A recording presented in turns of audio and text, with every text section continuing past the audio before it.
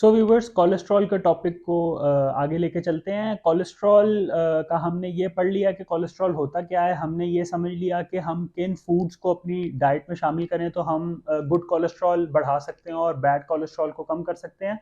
तो इसके साथ साथ आज का जो इम्पोर्टेंट टॉपिक है वो ये है कि हम अपनी लाइफ में अपना कैसा लाइफस्टाइल रखें कि जिससे हमें कोलेस्ट्रॉल के इश्यूज ना आए।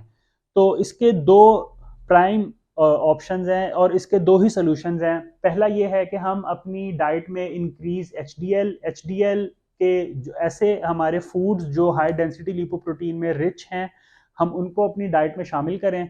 और दूसरा है कि introduce walk exercise in your life. तो व्यूवर्स, पहली चीज़, इन दोनों का पहले मैं आपको फिनोमेना समझा देता हूँ। फिनोमेना ये है कि अगर आप अपनी डाइट में एचडीएल बढ़ाते हैं तो एचडीएल चूंकि एक बिग हाई डेंसिटी लिपोप्रोटीन है, एचडीएल बिग पार्टिकल्स हैं। जब आप फूड कंज्यूम करते हैं तो जो फूड में ओमेगा 3 ऑयल्स हैं या हेल्दी फैट जिसे हम कहते हैं, वो हमारे लिवर को जाते हैं। हमारा लिवर उससे कोलेस्ट्रॉल बनाता है, एचडीएल या एलडीएल। अगर हम एचडीएल सोर्स फूड यूज करेंगे तो एचडीएल जब लिवर से होता हुआ हमारे ब्लड स्ट्रीम में आएगा तो वो आर्टरीज में से पास करते हुए अपने साथ एलडीएल को कैप्चर कर लेता है। और एलडीएल एचडीएल के साथ मिलके जब साइकिल कंप्लीट होता है, ब्लड सर्कुलेशन कंप्लीट होती है हार्ट के साथ, तो वो लिवर में जब दोबारा जाता है तो हमारा लिवर उस एलडीएल को रीप्रोसेस करके या तो हमारी बॉडी से एक्सक्रीट करा देता है या तो उसको कंज्यूमेबल हालत में ले आता है, जिससे हमारे बॉडीली प्रोसेसेस जो हैं, सेल्स फंक्शनिंग वगैरह, ये सारे हमारे चल रहे होते हैं। तो डाइट से तो हमें समझ आ गया कि यार अगर हम एचडीएल बढ़ाएं अपनी डाइट में तो आपका एलडीएल रिड्यूस हो जाएगा और आपको गुड कोलेस्ट्रॉल ज़्यादा मिलेगा, बैड कोलेस्ट्रॉल आपका कम होता जाएगा। रिजल्टेंटली आप एक हेल्दी हार्ट लाइफ गुजारेंगे।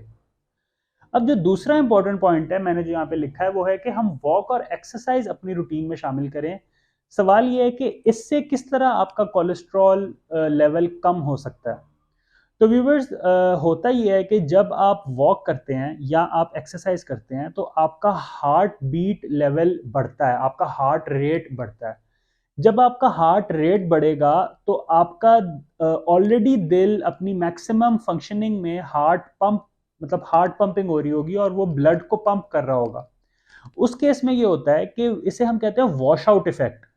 जब आपका हार्ट आपकी वजह से, जब आप एक्सरसाइज कर रहे होते हैं या आप रनिंग कर रहे हैं, वॉक कर रहे हैं, उस केस में जब आपके हार्ट लेवल्स एलिवेटेड चले जाते हैं तो आपका हार्ट पंप बढ़ जाता है, आपका ब्लड जिस वेलोसिटी से आपकी आर्टरीज में गुजर रहा होता है वो वेलोसिटी ज़्यादा हो जाती है। जब वो ज़्यादा हो जाती है तो वो अपनी स्ट्रीम में जाते हुए एलडीएल को, या जो आपकी चोक्ड या ब्लॉक्ड आर्टरीज हैं, उसको, उसका कुछ कुछ हिस्सा अपने साथ इरोड करता हुआ अब ब्लड में शामिल कर लेता है। जब ब्लड की रफ्तार तेज होती है तो वो अपने साथ, जब आपकी ब्लॉक्ड आर्टरीज के अंदर से एलडीएल को अपने साथ फ्लो करवा देगा, तो वो जब साइकिल ब्लड का कंप्लीट होगा तो वो ब्लड दोबारा लिवर में जाएगा। लिवर उस एलडीएल को प्रोसेस करके सेम फिनोमेना है, या तो हमारी बॉडी से एक्सक्रीट करा देगा या तो हमें बॉडीली प्रोसेसेस में वो काम आ जाएगा। तो इन दोनों केसेस में अब एक तरफ ऑप्शन ये है कि आप अपनी डाइट में एचडीएल बढ़ा रहे हैं तो वो नेचुरल फिनोमेना है, अब आपका हार्ट बीट कम हो या ज़्यादा हो, एचडीएल ने एलडीएल को कम करना ही करना है।